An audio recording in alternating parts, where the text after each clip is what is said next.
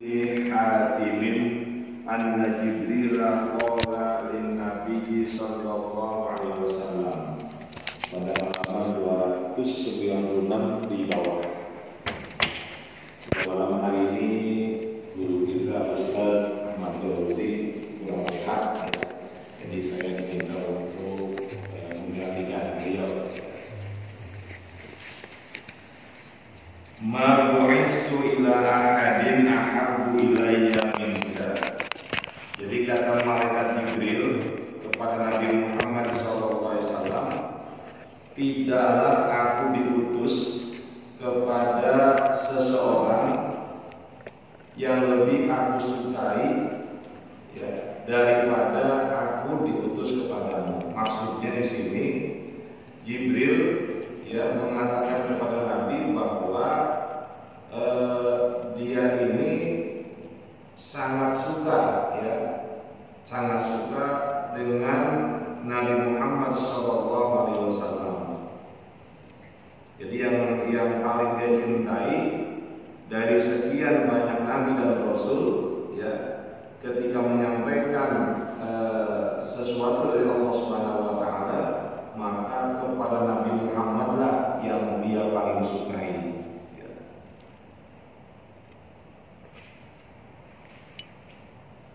Afala u'allimuka du'aan. Bukankah aku telah mengajarkanmu sebuah doa? Nah, ini masih ucapan malaikat Jibril. Ikhtabatuhu laka, di mana doa tersebut aku sembunyikan untukmu. Jadi doa ini doa spesial, doa yang sangat spesial, yang Jibril hanya memberikannya kepada Nabi Muhammad yang pertama. Jadi boleh jadi Jibril juga memberikan kepada yang lain, namun doa ini pertama kali Jibril berikan itu kepada Nabi Muhammad SAW. Jadi nabi-nabi terdahulu tidak pernah diberikan doa ini. Lam u'allimhu li ahadin qablaka, tersebut kepada seorang pun sebelum kamu wahai Muhammad. Tad'u bihi birrawbati warahbati, di mana engkau dapat berdoa dengan doa ini birrawbati, pada saat senang, warahbati, dan pada saat takut. Nah, ini sekaligus bisa kita gunakan sebagai doa yang kita panjatkan kepada Allah Subhanahu wa taala. Ini semuanya pendahuluan ini. Artinya doa ini doa yang belum berisi apa yang kita minta. Ini hanya pujian-pujian kepada Allah Subhanahu wa taala. Nanti setelah ini kita bacakan, baru kemudian kita mengucapkan, memanjatkan apa yang kita inginkan dari Allah Subhanahu wa taala. Jadi ini semuanya dari 1 sampai 10 ini merupakan pujian-pujian kepada Allah Subhanahu wa taala. Sebab memang doa itu etikanya kan dimulai dengan hamdalah. Kita memuji Allah Subhanahu wa taala. Karena dalam kitab Tanqihul Qaul Hadits itu dikatakan bahwa doa yang terbaik adalah alhamdulillah. Jadi tidak ada doa yang tidak diawali dengan alhamdulillah.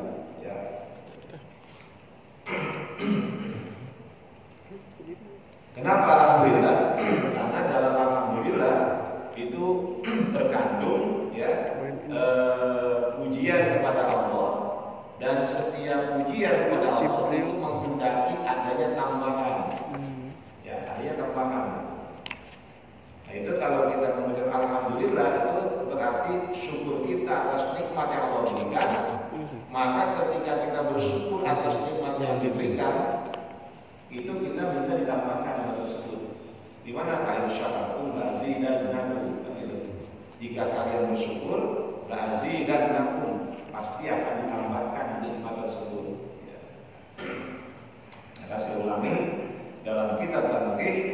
itu memang jelas berkata alhamdulillah merupakan doa yang paling utama.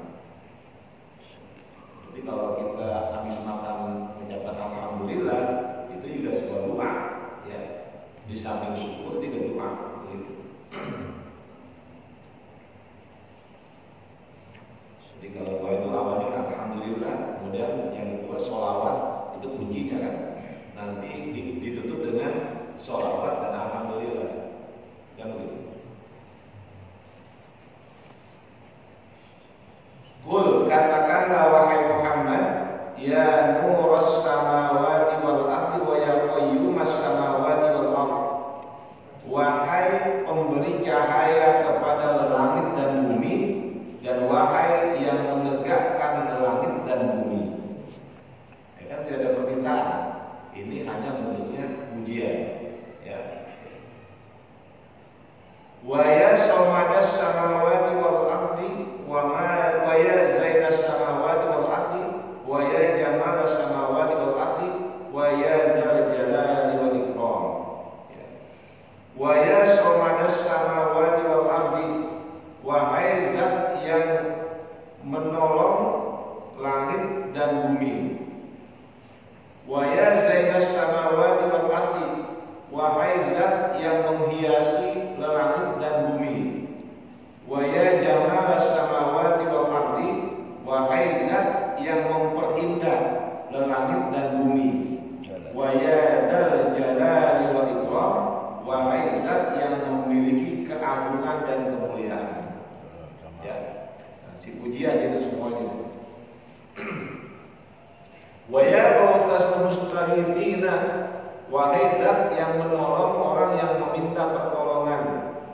Wa muntaha ragbatil abidina, dan zat yang merupakan puncak, ya, dari kebahagiaan orang-orang yang ibadah.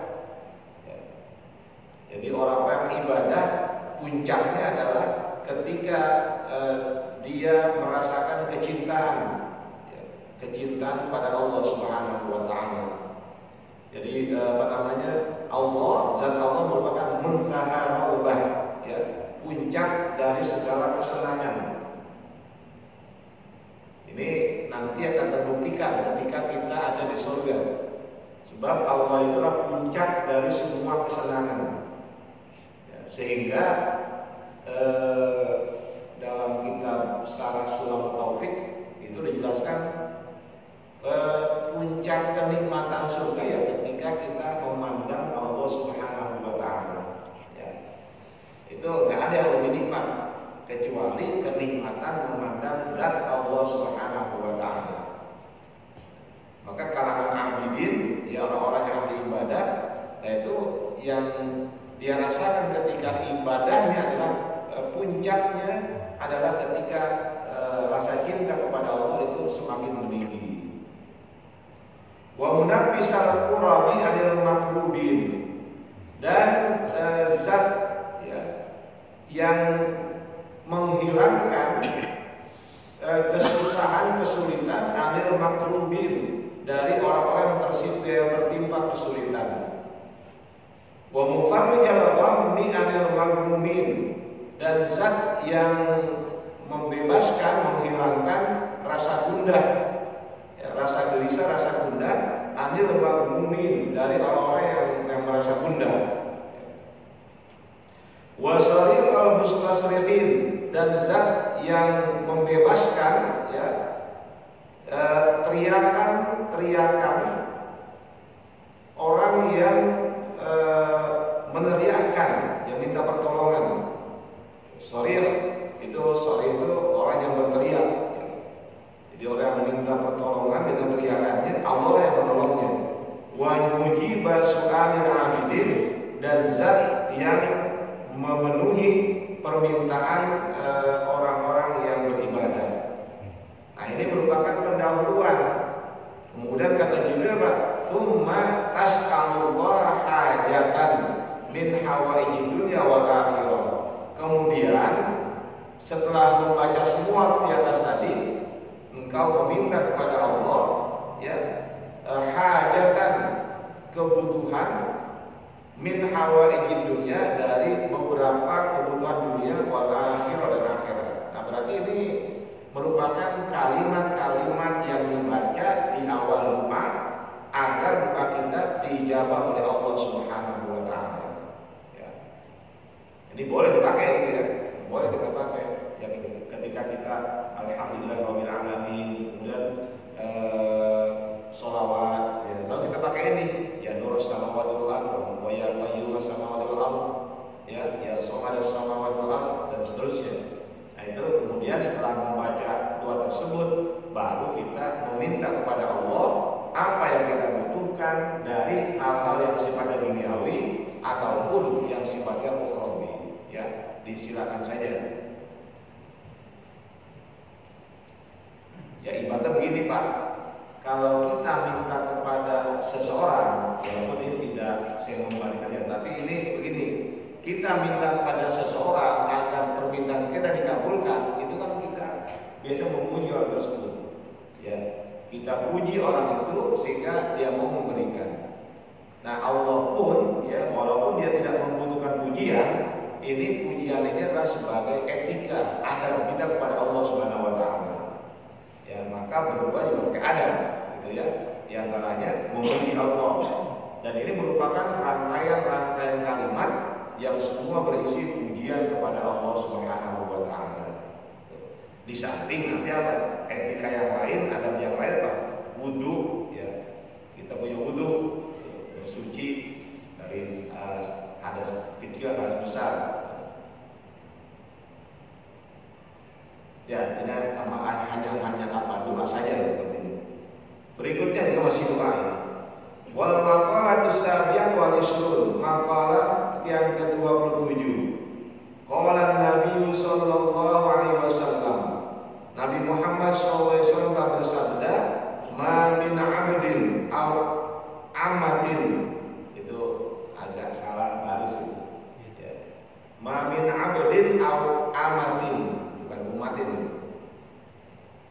Da'a bihadza du'ai fi lailati Arafata alfa marratin wa hiya 'ashru kalimatin ay tasbihatin.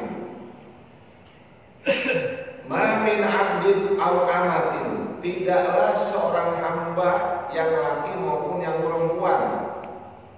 Ya, maksudnya hamba ini hamba Allah, ya. Walaupun ini dibahasakan dengan hamba itu budak. Abd itu budak laki-laki, amah itu budak perempuan, ya. Maka di sini kata Nabi, ma min 'abdin aw amatin, tidak seorang pun dari kalangan laki dan perempuan, da'a bihadza du'ai, yang berdoa dengan doa ini, fi lailati Arafah, pada malam Arafah. Berarti malam tanggal 9 Dzulhijjah, ya. Jadi umpamanya besok nih, umpamanya ada kegiatan wukuf di Arafah. Nah, malamnya itu namanya malam Arafah. Berarti malam tanggal 9 Dzulhijjah. Alfa marratin, yang dia baca doa ini sebanyak 1000 kali. Berapa? Ya, ini kalau udah bicara 1000, biasanya kalau yang udah biasa ya berat. Ya, kita ngitung yang model-model 100 saja rasanya berat. Ini 1000. Ya. Jadi siapa yang membaca doa ini pada malam Arafah sebanyak 1000 kali, wahia asyru kalimatin, doa tersebut, ya, adalah 10 kalimat, ayat tasbihatin, 10 tasbih. Lam yas'alillaha syai'an min hawaiji dunya wal akhirati ba'daha, tidaklah seseorang meminta kepada Allah sesuatu pun, kebutuhan dunia dan akhirat, setelah membaca doa ini, illa a'tahu su'alahu, kecuali Allah pasti akan memberikan permintaannya tersebut. Ya. Jadi ini jaminan dari Rasul, kalau kita membaca doa ini 1000 kali pada malam Arafah, itu kalau setelah itu kita minta kebutuhan-kebutuhan kita, baik kebutuhan dunia maupun kebutuhan akhirat, pasti Allah akan memberikan permintaan tersebut. Malam yad'u biqalbin qati'ati rahimin aw mahtamin, selama orang tersebut tidak berdoa dengan doa yang mengandung pemutusan silaturahim atau doa yang mengandung dosa, itu maka akan menghalangi untuk terkabulnya doa. Ya, gitu. Ya, kalau bisa jadi orang umpamanya berdoa dengan doa yang sifatnya melaknat, ya itu kan nggak boleh. Nah, perkaranya adalah sanggup nggak baca 1000 kali, gitu kan ya? Itu pakai tasbih kan, nggak mau. Ini ada mungkin mereka, saya nggak tahu ya apakah, maaf ini ada kelompok tertentu yang mengharamkan tasbih, ya bid'ah, gitu kan ya. Nah, satu saat itu teman saya di satu masjid, habis sholat ya sholat tinggal di situ ya. Kemudian setelah sholat pakai tasbih langsung ya bid'ah gitu ya. Ada bid'ah ya, lumayan itu tuh ya susah ini sebab ada kitab khusus yang membahas masalah tasbih. Yang pertama dari 10 tasbih ya yang dibaca pada malam Arafah, subhanalladzi fis samai arsyuhu, ya, subhanalladzi fis samai ay fi jihati al-ulwi arsyuhu, maha suci ya, maha suci zat yang arsy-nya ada di langit. Ay fi jihati al-ulwi maksudnya adalah dari arah ketinggiannya. Fa inal arsya fawqal kursi, maka sungguh arsy itu kata Syekh Nawawi ada di atas kursi. Wa huwa fawqas samawati, dan kursi itu ada di atas langit. Ini sesuatu yang gaib ya. Dan ini menjadi pembicaraan yang tidak pernah habis-habisnya tentang arsy. Kata teman sebelah, Allah itu memang dia di arsy di langit. Mendiami arsy. Kalau menurut Imam Nawawi dan banyak mufassir dari kalangan Ahlu Jamaah, mereka mengatakan bahwa ya hanya Allah yang tahu dia di arsy seperti apa. Sebab ada yang mengatakan begini, ya teman-teman kita yang saat itu mengatakan arsy dia Allah duduk seperti duduknya kita. Nah, ini kan sesuatu yang tidak diimani oleh Ahlus Sunnah wal Jamaah, ya. Jadi bagaimana Allah itu di arsy bagaimana? Ya hanya Allah yang tahu. Kita nggak bisa menafsirkan. Ya. Jadi ada yang mengatakan ya Allah itu di atas. Ya. Padahal langit itu di mana? Ketika kita di bumi, langit itu di mana? Kan susah. Karena bumi apa? Bumi itu bulat. Ya, bumi itu bulat. Kalau kita Allah di atas, di atas itu yang mana? Langit itu yang mana? Ini juga sesuatu yang sulit ya. Karena mereka mengatakan, mereka mengatakan bumi itu datar. Ya, bumi itu datar. Ini sampai sekarang. Jadi mereka mengatakan bumi itu nggak bulat, bumi itu datar. Ya, maka mereka memahami sama ya di atas. Ya, saya tidak mau berlama-lama di sini ya. Ini yang sampai sekarang teman-teman yang sebelah itu ya begitu pemahaman. Subhanalladzi bil ardi mulkuhu wa qudratuhu. Maha suci zat ya yang kerajaannya dan kekuasaannya ada di bumi. Ya, kenapa kita mengatakan begitu? Ini kan kita berdasarkan realita yang kita alami ya. Maka kita menyebutnya subhanalladzi bil ardi mulkuhu wa qudratuhu. Maha suci zat yang kerajaan dan kekuasaannya itu ada di bumi. Kenapa begitu kata Syekh Nawawi? Fa inna zuhura mulki ta'ala lana fil ardi. Maka sungguh ya fenomena atau penampakan kerajaannya Allah dan kekuasaannya kepada kita yaitu di bumi. Kita melihat apa? Ada hujan, ada panas, ada gempa, segala macam. Yang kita lihat di sini. Sehingga kita itu merupakan kebesaran Allah Subhanahu wa taala. Ya. Di alam lain kita nggak tahu kan.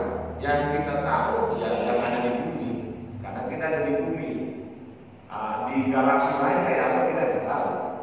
Makanya ketika kita memujinya itu subhanalladzi fil ardi mulku wa qudratuh. Maha suci zat yang kerajaannya ya dan kekuasaannya itu ada di bumi. Subhanalladzi fil bahri sabiluhu. Maha suci zat yang jalannya ada di laut. Nah ini oleh Syekh Nawawi dimaknai begini. Allati tusilul ibadah ila jami'il jihati, yaitu zat yang menyampaikan hamba-hambanya ke semua arah di permukaan bumi ini li asbabi ma'aishihim, untuk menjadi sebab ya mendapatkan kehidupan mereka. Ini makna dari Syekh Nawawi Al-Bantani. Jadi beliau memaknainya bahwa jalan Allah itu ada di laut. Maksudnya Allah memberikan jalan kepada manusia untuk bermigrasi kemanapun dalam rangka mencari penghidupannya, yaitu melalui laut.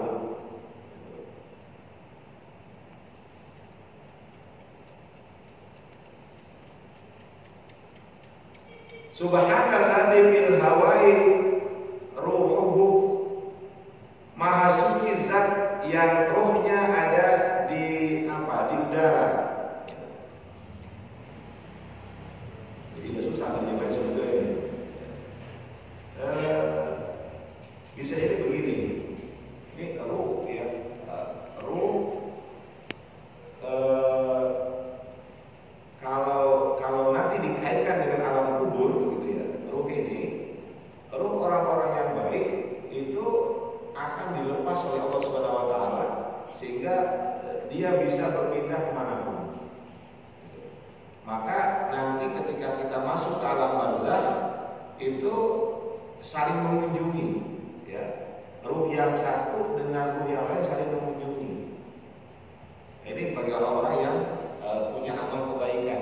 Jadi diberikan kebebasan oleh Allah Subhanahu wa taala tersebut untuk berkunjung ke teman-temannya yang juga dalam kondisi yang bagus. Ini umum di beberapa kitab dikatakan seperti itu ya, bahwa ruh itu nanti ketika sudah masuk ke alam barzakh diberikan kebebasan ya.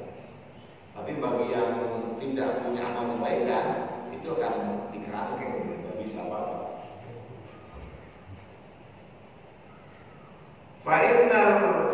Fa'innar riha musaffarun bainas samai wal ardi, karena sesungguhnya roh itu kata Syekh Nawawi berjalan ya dengan baik di antara langit dan bumi. Wa ma'adanu bil ardi tsalitsati, dan bersemayam di bumi ketiga. Ini sama saja saya tidak tahu ini. Ya, maksudnya apa? Ya ini agak sulit ya, wilayah yang memang ruh itu yang kita nggak bisa. Ya. Maka ketika yasalunaka 'anil ruh qul ruh min amri rabbi, gitu kan ya. Mereka bertanya tentang ruh, dan orang itu kata Allah apa? Katakanlah ruh itu adalah urusan Tuhan. Ya, gitu. Kita hanya bisa tahu apa namanya gejala-gejalanya saja. Dan berikutnya nggak usah dibaca, itu urusan apa grammar apa namanya, urusan bahasa ini. Waruh bilwa wa asli ya, saya nggak tahu itu. Subhanalladzi fin nari sultanuh. Maha suci zat yang kekuasaannya finnar, ada dalam api. Jadi maha suci zat yang menguasai api. Walidzalika, oleh karena itu, karena api ini ada di bawah kekuasaan Allah, la yajuzu li ahadin minal makhluqina ayyu'adziba ahadan minal hayawani binnar. Tidak boleh seseorang dari kalangan makhluk Allah dia mengazab salah satu dari hewan ya dengan menggunakan api. Ya, karena di sini kata Syekh Nawawi, karena api itu adalah di bawah kekuasaan Allah, maka tidak boleh ya seseorang menyiksa makhluk lain dengan menggunakan api. Ya, membakar semut itu nggak boleh, ya. Membakar tikus itu nggak boleh. Ya, kita nggak ada hak untuk membakar, karena hanya Allah yang berhak untuk membakar. penciptaannya. Apalagi manusia, ya manusia dibakar itu sudah menyalahi apa yang Allah tetapkan. Ya, ada apa pencuri dibakar, belum gitu kan? Ada pencuri dibakar, itu nggak boleh. Ya. Orang bakar semudah itu boleh, lagi membakar manusia. Padahal Allah sudah mengatakan walaupun karomna bani Adam dan sungguh telah kami muliakan manusia. Ya, maka boleh. Ya kan dibakar. Manusia itu ditampar mukanya itu haram. Ya, kalau orang menampar wajah itu haram. Sama suami nampar istri bagian wajah haram. Tidak boleh. Kalau ayam mati boleh dibakar, makan. Ayam mati boleh dibakar, dimakan. Dimakan. Tidak ada yang bersembelih, mau dibakar, mau dibakar, tidak apa-apa. Ini yang masih hidup.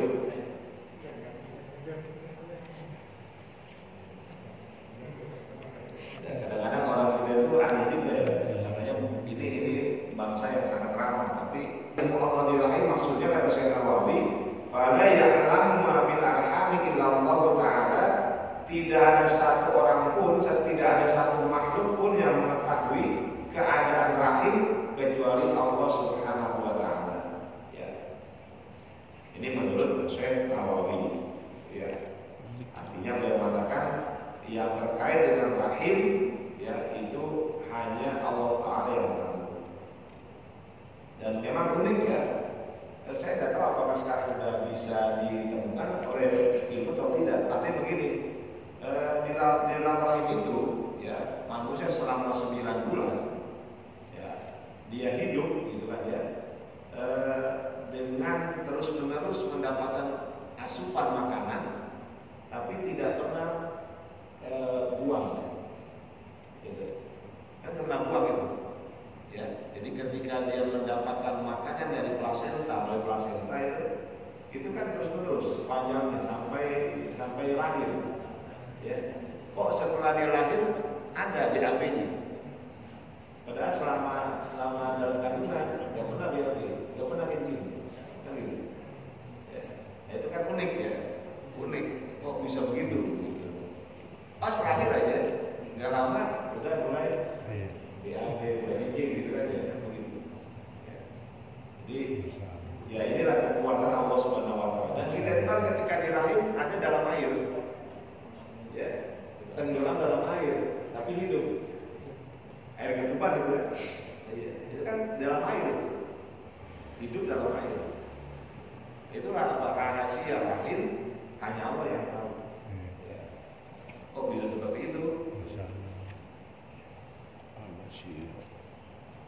Subhanalladzi fil quburi qada'uhu. Maha suci zat yang ketetapannya ada di dalam kubur. Kata Syekh Nawawi, wala yahkumu man bil kuburi bil ni'mati wa ni'mati illa Allah Ta'ala. Maka tidak ada ketentuan, ya, tidak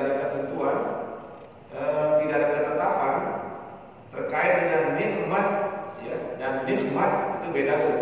Kalau nikmat pakai ain kenikmatan. Kalau nikmat itu dengan qaf adalah sesuatu yang tidak nikmat, lawanannya. Disiksa itu yang dapat menetapkan apakah seseorang dalam kubur mendapatkan nikmat atau nikmat itu hanya Allah yang berhak ya.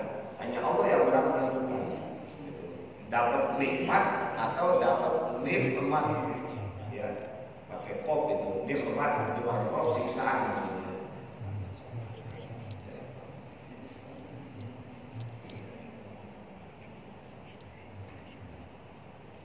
Ya itu nanti unik lah ya. Tapi apa? Rahasia yang luar biasa dalam kubur kita akan ngalamin pasti itu ya. Dan ya kan sendirian, tidak sendirian kecuali amal kita yang menemani. Al-Quran yang kita baca setiap hari itu menjadi cahaya ya ketika kita berada dalam kubur. Jadi bagi yang tidak pernah baca Al-Quran ya akan merasakan kegelapan. Karena alam kan masalahnya. Maka walaupun terbata-bata dibaca Pak. Ya, kita baca. Alladzi la marja ila al-i'tisama. Maha suci zat yang tidak ada perlindungan, ya, marja al-i'tisam sama tidak penjagaan. Wala manja ila mukhlisah, tidak ada yang membebaskan dan menyelamatkan. Minhu ay min adabillah, dari azab Allah, illa illahi ta'ala, kecuali kembali kepada Allah Ta'ala. Ya. Jadi tempat kita berlindung, tempat kita berusaha untuk selamat dari siksa Allah, ya kepada Allah. Ya. Nah ini dibaca 1000 kali, ya, dibaca 1000 kali pada malam Arafah. Setelah itu minta apa aja dah, ya, minta apa saja kepada Allah. Setelah 1000 selesai, ya, nah itu kata Nabi apa? Pasti Allah akan berikan apa yang kamu minta. Ya. Kalau kita ada apa ya? 1000 itu udah benar. Padahal di kalangan orang-orang tertentu itu pikir sampai 10.000, ya, sampai 100.000. Nah, itu udah biasa mereka. Makanya jangan heran Pak, ada orang yang satu hari dia sholawat 25.000 kali. Satu hari itu. Ya. Nah orang ini biasanya orang-orang yang ketika saat itu dia bertemu dengan Rasulullah SAW. Memiliki giro. Iya. Jadi kalau yang mau ketemu Rasul perbanyak sholawat. Saya pernah ngobrol lah sama orang yang sholawatnya sehari 25.000 kali dia sholawat setiap hari. Ya. Nah itu kesempatan untuk bermimpi dengan Rasul itu sangat tinggi, karena tinggi. Ya. Jadi, bisa ya? 3 menit. Masih 3 menit. Ya, cukup ya. Nanti baru masalah berikutnya. Ini sudah di luar dari terkait dengan doa. Ya. Nah ini malam ini memang khusus kita baca yang berkaitan dengan doa. Yang pertama tadi, ya, adalah pujian-pujian kepada Allah yang kita dianjurkan membacanya sebelum meminta apa yang kita minta kepada Allah. Kemudian yang kedua, amalan pada malam hari Arafah, ya, 1000 kali. Setelah selesai pada 1000 kali, silakan untuk meminta apapun, ya, kata Nabi, pasti Allah akan kabulkan. Minta bidadari. Kalau nggak percaya coba aja lah. Kalau udah coba besok nih, kan masih ada beberapa bulan lagi, siap-siap gitu ya untuk baca 1000 kali. Karena latihan apa dulu latihannya? Ya, latihan dulu ya. Latihannya ya bermanfaat untuk saya pribadi, Amin. kepada para jemaah, ya, terutama dalam upaya kita untuk meningkatkan kualitas iman kita kepada Allah Subhanahu Wa Taala, terutama di saat zaman kayak begini, ya, kita memang harus lebih banyak dekat kepada Allah Subhanahu Wa Taala. Mohon maaf bila dalam penyampaian materi ini ada banyak hal yang tidak sempurna.